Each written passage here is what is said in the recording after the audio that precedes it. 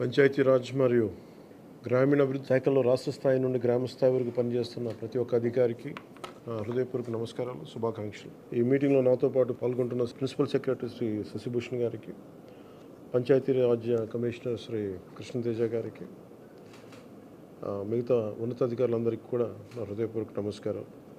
ఇందాక రివ్యూ చూస్తూ ఉంటే 2014 నుంచి 2019 వరకు మన మన్రేగా ఎట్లా జరిగినాయి వర్క్స్, 19 నుంచి 24 వరకు జరిగితే చాలా వెనుకబడి ఉన్నాం. సో దాన్ని తొందరగా పూర్తి చేయాలి, దాని అనుకున్న టార్గెట్స్ పూర్తి అవ్వాలి అనే ఉద్దేశంతో ఈ మాట్లాడాం. ఒకే రోజు ఈ గ్రామసభ తీర్మానాలు చేయాలి అనేది చాలామంది కోరిక. ఇది పంచాయతీరాజ్ వ్యవస్థలో గ్రామ పంచాయతీల నుండి జిల్లా పరిషత్ వరకు పటిష్టంగా ఉన్నప్పుడే నిజంగా మనం అనుకున్న అభివృద్ధి ముందుకు తీసుకెళ్ళగలుగుతాం. అందుకని దాంట్లో భాగంగానే ఆగస్టు 23 తారీఖున రాష్ట్ర వ్యాప్తంగా 13,326 గ్రామ పంచాయతీల్లో ఇప్పుడు ఇంతకుముందు ఎన్నడూ లేని విధంగా ఒకే రోజున గ్రామ సభలు నిర్వహిస్తూ ఉన్నాం. జిల్లా పంచాయతీ అధికారులు, గ్రామ పంచాయతీ అధికారులందరికీ గ్రామసభ నిర్వహణపై పూర్తిస్థాయి అవగాహన కల్పించాలి. గ్రామసభ సమాచారాన్ని కనీసం 2 రోజుల ముందుగా టామ్ ద్వారా తెలియజేయాలి. ఈ గ్రామ సభలు అర్థవంతంగా నిర్వహించాలంటే గ్రామస్తులు, ప్రజాప్రతినిధులు, అధికారులు అది మనస్ఫూర్తిగా పాల్గొంచుకోవాలని కోరుకుంటా ఉన్నాం. ఈ గ్రామ సభల్లో ఉపాధి హామీ పథకంలో ప్రతి కూలీ కుటుంబం సంవత్సరంలో 100 రోజులు పనిచేసే విధంగా అవగాహన కల్పించాలి. కూలీలకి ఉన్న హక్కులను తెలియజేయాలి.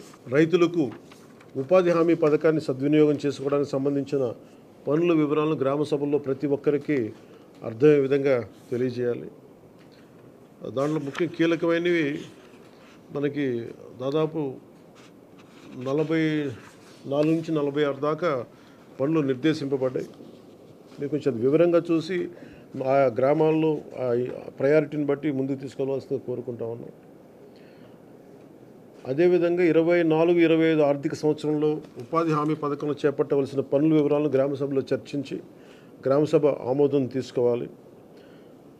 ఇది ప్రత్యేకించి గత కొన్ని సంవత్సరాలుగా మేము క్షేత్రస్థాయిలో తిరుగుతున్నప్పుడు మాకు అనిపించింది ఏంటంటే గ్రామసభ అనేది ఒక నామకే వాస్తేలా అయిపోయింది. దీన్ని నిజంగా గ్రామసభలా జరపాలి. ఇది ఏదో జరిపామని కాకుండా నిజంగా అన్ని వర్గాల ప్రజల్ని ఆ గ్రామసభలో పార్టిసిపేట్ చేసేలాగా మీరు కొంచెం చర్యలు తీసుకోవాలి.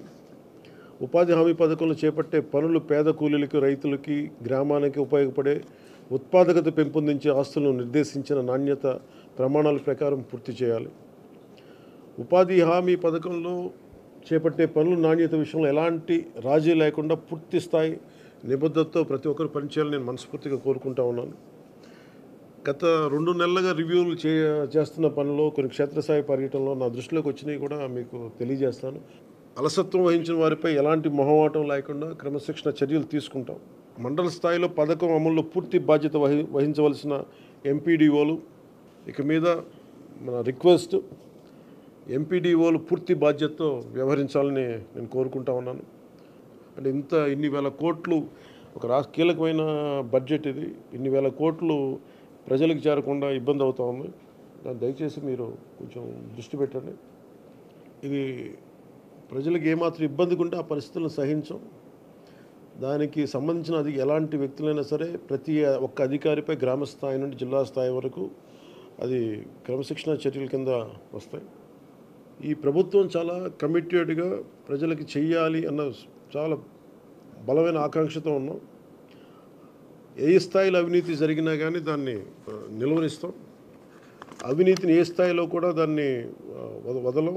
ఎఫ్ఏ స్థాయి నుండి పీడీ, డ్వామా వరకు, సోషల్ ఆడిట్ గ్రామస్థాయి ఆడిటర్ నుండి రాష్ట్ర స్థాయి డైరెక్టర్ వరకు అందరూ కూడా one will be accountable for this. దయచేసి అవినీతికి తావు లేకుండా భవిష్యత్తులో అందరం ఈ కైండ్ ఆఫ్ డిసిప్లినరీ మెషర్స్కి ముందుకెళ్లకుండా మీరు పార్టిసిపేట్ చేయాలని కోరుకుంటా ఉన్నాను. అంతేకాదు బాధ్యతాయుతంగా సమర్థవంతంగా పనిచేసే అధికారులకు కూడా సిబ్బందిని గుర్తించి వారిని ప్రోత్సహిస్తాం. ఇకపైన ఉపాధి హామీ పథకాన్ని సమర్థవంతంగా అమలు చేయడానికి మనందరం కలిసి పనిచేద్దాం. పథకం అమలులో మన రాష్ట్రాన్ని దేశంలోనే మళ్ళా మొదటి స్థానంలో ఉంచడానికి కృషి చేయాలని కోరుకుంటా ఉన్నాను.